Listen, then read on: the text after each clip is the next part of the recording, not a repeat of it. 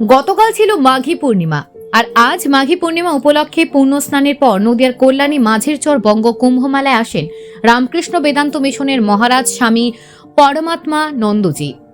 ১৪৪ বছর পর প্রয়াগরাজ মহাকুম্ভের পর নদিয়ার কল্যাণী মাঝের চর এবং হুগলি জেলার ত্রিবেণী সঙ্গমে ভাগীরথীর নদীর দুই পারে শুরু হয়েছে বঙ্গভঙ্গ কুম্ভমেলা। এদিন এই কুম্ভমেলায় মহারাজের সাথে উপস্থিত ছিলেন বিশিষ্ট শিক্ষাবিদ পদ্মশ্রী প্রাপ্ত কাজী মাসুম আক্তার, নদিয়া সহ পার্শ্ববর্তী জেলার সাধু সন্তরা, সাধারণ মানুষ এবং পুণ্যার্থীদের ঢল নামতে দেখা যায় নদিয়ার কল্যাণী মাঝের চর চৈতন্য ঘাটে। পুণ্যস্নানের পর তারা মেলার মাহাত্ম্য উপলব্ধি করে দেবতাদের কাছে প্রার্থনা করেন। বঙ্গকুম্ভ মেলা প্রতি বছর মাঘী পূর্ণিমা আয়োজন করা হয়, যা একটি আধ্যাত্মিক এবং সাংস্কৃতিক মিলন মেলা হিসেবে পরিচিত। মেলা প্রাঙ্গণে নানা ধর্মীয় আচার অনুষ্ঠানের পাশাপাশি হিন্দু সংস্কৃতির ঐতিহ্য মূর্তি দর্শনও চলছে। সুদীপ বিশ্বাসের রিপোর্ট, নিউজ প্রাইম টাইমস। এই যে বঙ্গ কুম্ভ মেলা অর্থাৎ আজকে মাঝের চরে এত ভক্তদের সমাগম রয়েছে, একটি কি বলবেন?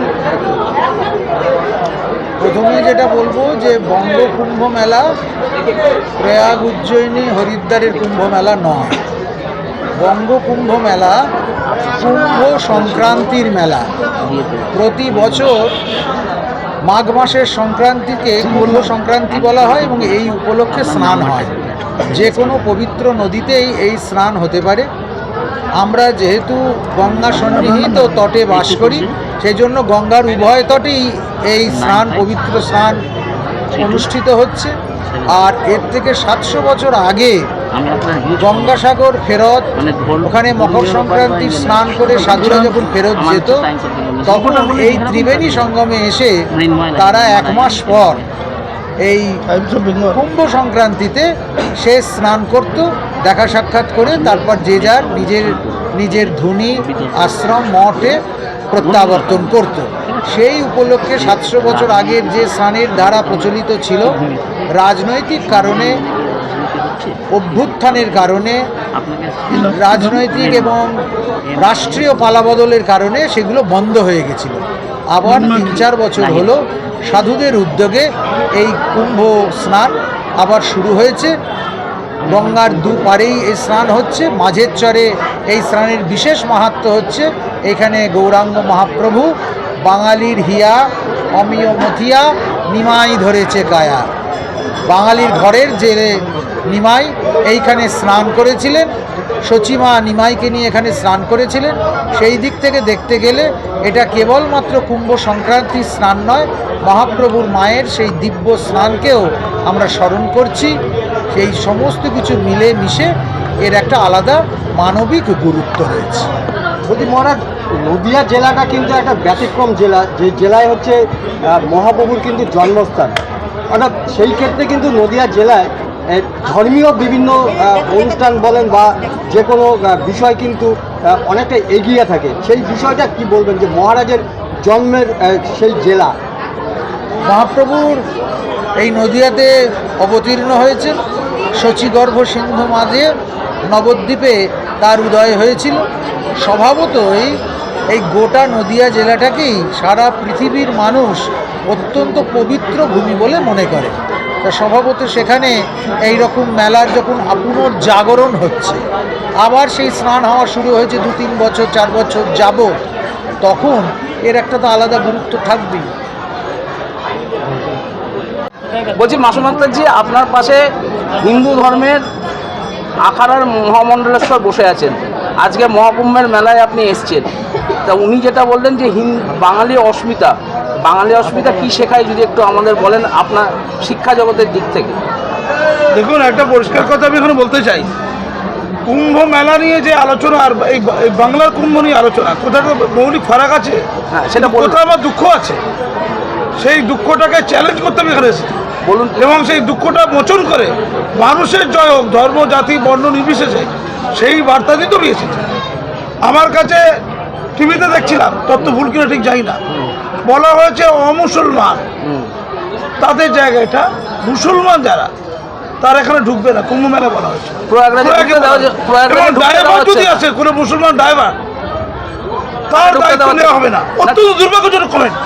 ঢুকতেও দেওয়া হচ্ছে না, প্রশাসনের তরফ থেকে আটকে দেওয়া হচ্ছে তাদের। আটকে দেওয়া হচ্ছে, এইটাকে আমি তীব্র ধিক্কার জানাচ্ছি। কেন কেন আটকানো হচ্ছে? জানি না, এটা সংস্কার তাদের।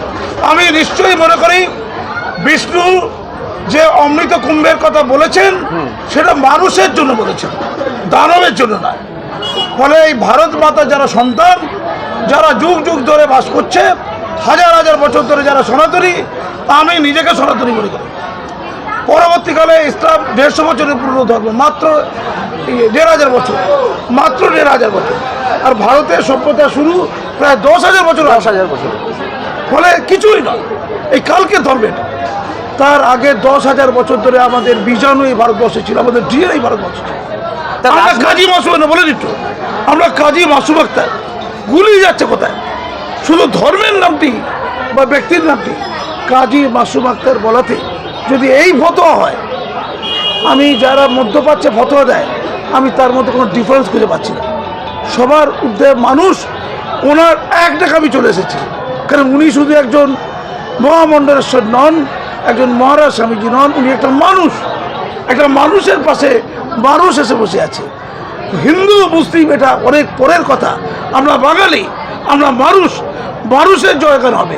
এবং বার্তা দিচ্ছি আমরা এই বাংলার কুম্ভ থেকে, ভেদাভেদ নয়, মানুষকে পৃথক করতে কোনো ধর্ম বলতে পারে না, মানুষকে এক করে দিতে হবে। একসাথে যখন ডুব দিচ্ছিলাম, এক অনাবিল আনন্দে মন ভরে যাচ্ছিল। এত হিংসা হানাহানি, মানুষের মধ্যে এত কাঁটাতার, এত বিচ্ছেদ কেন? দিনের শেষে তো আমরা লাল, রক্ত লাল, আমাদের হাসি কান্না, দুঃখ যন্ত্রণা, আমাদের দারিদ্রতা, আমাদের খিদে এক। কেন এত বিভাজন ধর্মের নামে? কোথাও কি আপনার মনে হয় এটা রাজনৈতিক কারণে এই ভেদাভেদের সৃষ্টি করা হয়েছে? তো রাজনীতিক বেরিয়েরা যারা ধর্মের সাথে রাজনীতিকে মিলিয়েছেন, একটু আগে উনি অত্যন্ত পরিষ্কার করে বলছিলেন, ধর্মের সাথে যারা রাজনীতিকে মিলিয়েছে তারা ব্যবসা করতে চাইছেন, তাদের ভোট বাক্সের ব্যবসা। ধর্মকে তারা ক্ষতিগ্রস্ত করে, ধর্মের মধ্যে অধর্মের লালন হয়। এমপি এমএলএ দেখুন, এমপি এমএলএদের মধ্যে বড় অংশের লোকের বিরুদ্ধে ফৌজদারি মামলা আছে, দেওয়ানি মামলা আছে, কারো বিরুদ্ধে 200, কারো বিরুদ্ধে 100, কারো বিরুদ্ধে 50। তারপরে মাথায় টুপি দিয়ে গেরুয়া বসন করে বড় বড় কথা বলবে তারা মানুষের মধ্যে কাটাতারের বেড়া তৈরি করবে।